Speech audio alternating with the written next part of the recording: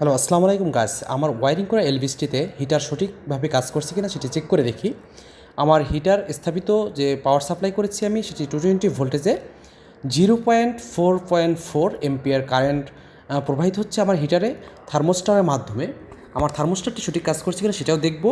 আমার হিটারটিতে 100 watt current আনতেছে, সেটি আমি হাত দিয়ে একটু চেক করে দিই। একটি ডেঞ্জার পরিস্থিতি, এলভিএস রানিং আছে 11 কেভি ভোল্টেজের লাইন কাছে, সেখানে একটু হাত দিয়ে চেক করে দেখলাম সাহস নিয়ে বুকে যে ভালোই হিট হয়েছে, হিটারটি সঠিকভাবে কাজ করতেছে। এবার আমি একটু ভোল্টেজ পরিমাপ করে দেখি আমার 220 ভোল্টেজ সঠিকভাবে পরিচয় হয়েছে কিনা। এখানে আমার মাল্টিমিটারে দেখা যাচ্ছে যে 220 ভোল্টেজ সঠিকভাবে পৌঁছিয়েছে এবং থার্মোস্টারটি আমি সঠিক টেম্পারেচার সেটিং করলাম, 40 ডিগ্রি টেম্পারেচার সেটিং করলাম আমি আমার ওয়্যারিং করা এলভিএসটিতে। এবং আপনার বাংলাদেশের ওয়েদারে এলভিএসে 40 ডিগ্রি থেকে 35 থেকে 40 ডিগ্রি টেম্পারেচার সিলেক্ট করা উচিত।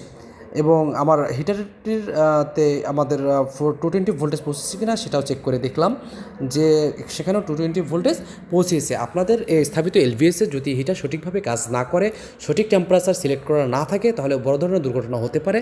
সিটিপিটে ব্লাস্ট হওয়ার সম্ভাবনা থাকে, আর্দ্রতা জমতে পারে বক্সের ভিতরে, বক্স সম্পূর্ণ ব্লক থাকে। এই কারণে হিটার সঠিকভাবে কাজ করা অবশ্যই জরুরি। এলভিএসে হিটার একটি গুরুত্বপূর্ণ এবং থার্মোস্টার সঠিকভাবে সেটিং করা আছে সেটি অবশ্যই চেক করে দেখবেন।